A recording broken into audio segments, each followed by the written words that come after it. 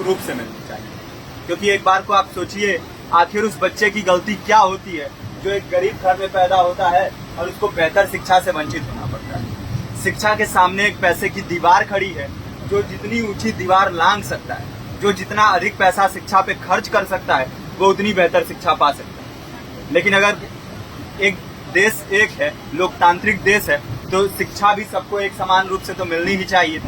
आज परिस्थिति ये है कि एक तरफ तो प्राइवेट स्कूल है जो लूट के अड्डे बने हुए हैं, वहां पे आप एडमिशन कराने जाएंगे तो सिर्फ एडमिशन के नाम पे ही आपको 10,000 20,000 रुपए देना होगा। और कमीशन खोरी का ऐसा धंधा है कि कॉपी, किताब, टाई, बेल्ट, ड्रेस, जूता कहाँ से खरीदना है ये आप नहीं तय करेंगे वो प्राइवेट स्कूल वाले। यानी आम लोगों की मेहनत की आखिरी कौड़ी उनके जेब से वसूल लेना चाहते हैं।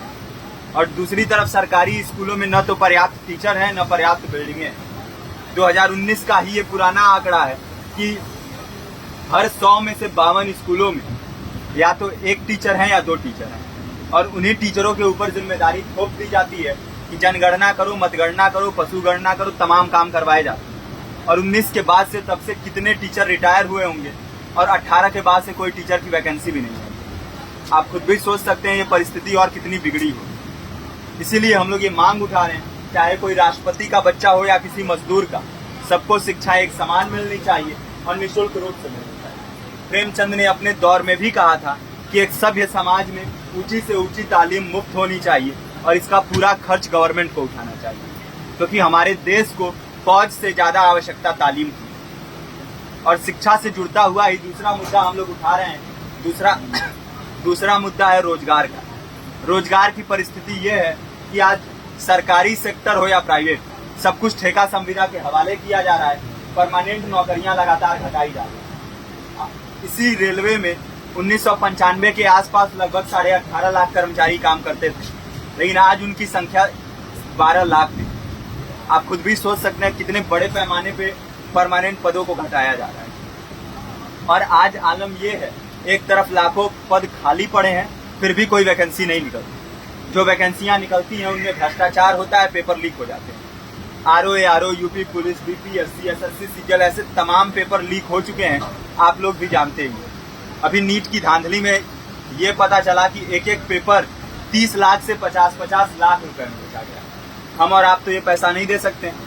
पूरी की पूरी कारस्तानी सरकार, प्रशासन, शिक्षा माफियाओं की होती है। और भुगतता कौन है?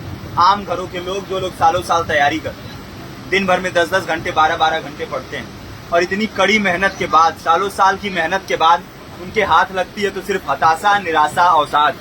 बहुत से छात्र नौजवान जो इस बेबसी में, इस डिप्रेशन में नहीं जी पाते, आत्महत्या तक के कदम उठा लेते हैं। लेकिन ये देश की विडंबना है कि टीवी चैनल, अखबार, मीडिया, नेता, मंत्रियों के लिए कहीं ये कोई मुद्दा नहीं है। उनके लिए मुद्दे हैं तो जाति, धर्म, रंग, नस्ल, अगड़ा पिछड़ा।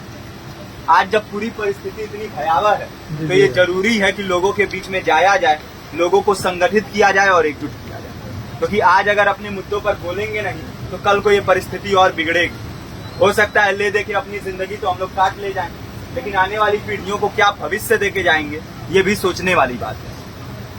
हमारे साथी ने आपको पर्चा दिया है, पर्चा आप तक पहुंच गया है। पर्चे में और भी बातें हैं, इसको पूरा विस्तार से पढ़िए। पर्चे में हमारा नंबर है, संपर्क कीजिए। फेसबुक का, इंस्टाग्राम का लिंक है, आप वहां पे जाएंगे तो आपको पता भी चलते रहेगा कि लगातार किन किन माध्यमों से हम इस अभियान को चला रहे हैं।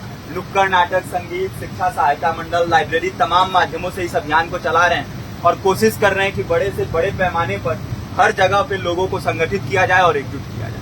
आपके बीच भी आए हैं आपका साथ और सहयोग दें।